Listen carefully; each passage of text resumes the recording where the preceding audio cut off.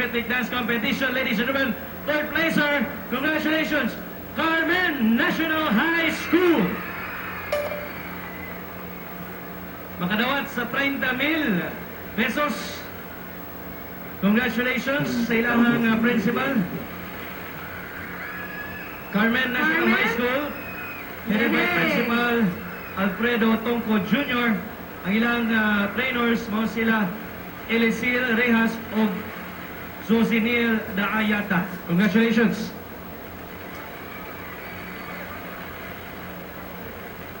Bukat kayang cheque, sir. Ang atong second placer, ladies and gentlemen, high school category.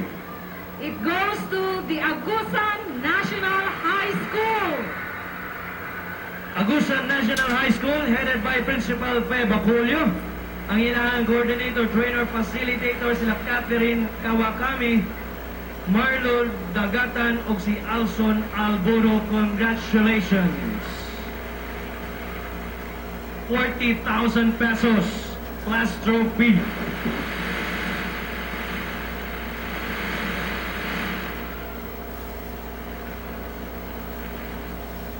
Alright. Ukinsa ka ang kampiyon. Atong i-request si Councilor Adi Barba, who is the chairperson of the Peer Rhythmic Dance Competition. Kinsa ang champion, sir? Okay. Ang champion sa high school category. Wanya na lang.